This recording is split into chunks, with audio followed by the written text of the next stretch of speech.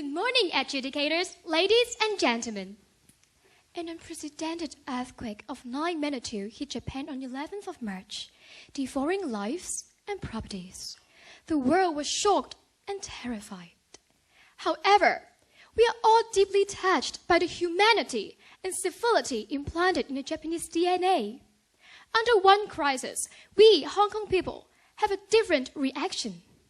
We can learn a lot from the Japanese, certainly. The first thing we can learn of is their stoicism and their calmness.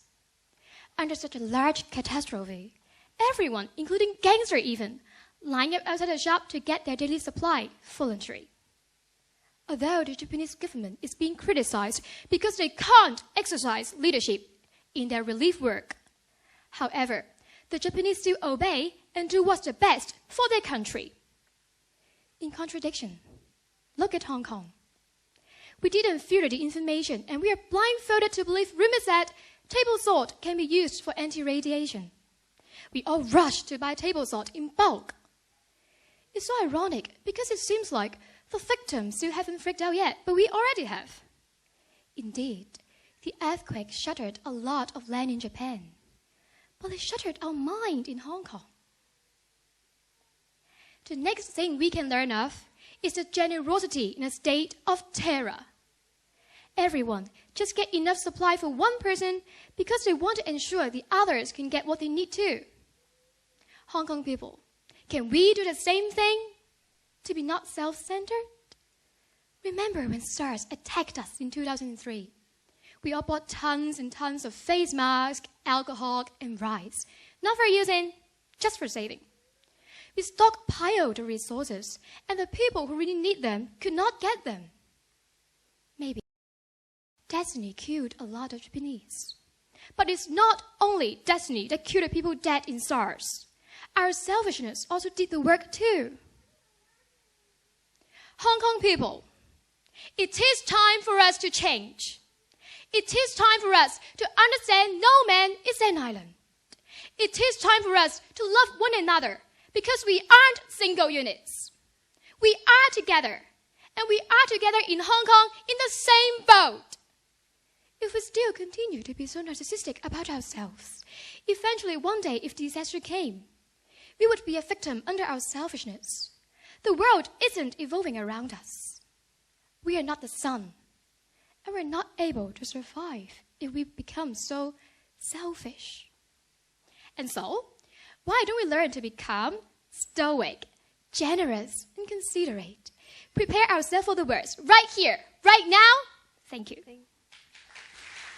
Thank you for your speech.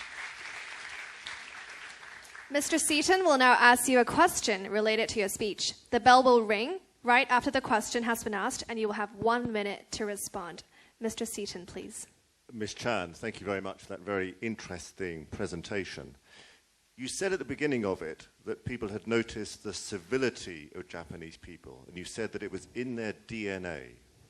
Do you think that sort of reaction to the event that we saw, is that in people's DNA, or is it a behavior that societies can learn? Actually, I think both. Japanese is born to be very polite. They believe that they have to be calm and generous in order to survive. One Japanese said, if we need to survive, we need to be calm, generous, considerate. Japanese is born like this? Not much. But in their daily basis, they actually act like very polite. You know, Japan is famous because it is a very polite city. Everyone greets each other. And I think in daily basis and in their DNA also, they have this sense of civility in their minds. So I think Japanese have both the civility in their DNA and in daily basis. But I think the most important is their daily basis. Thank you for your question. The second question will now be asked by Ms. Anstus. Again, the bell will ring right after the question, and you may respond to the question. Ms. Anstus. Thank you, Ms. Chan. In a world with so many tragedies and so much poverty, I think it's important that everybody has a particular cause or project to volunteer their time and attention to. What cause in this world is most important to you and why? Actually, I think the most important of us is to love. I've joined a charity or an organization called Xinzhang because I want to love everybody. Love is the most important element in this world. Although we have high technology, we have so much capital to do anything we want, but in such tragedies happened in the earth, love is the most important medicine, and love is the most important thing to cure the people. So I think the most important thing is to love by everybody, to love everybody in the world. Thank you. Thank you very much, Ms. Chan. You may now take a seat.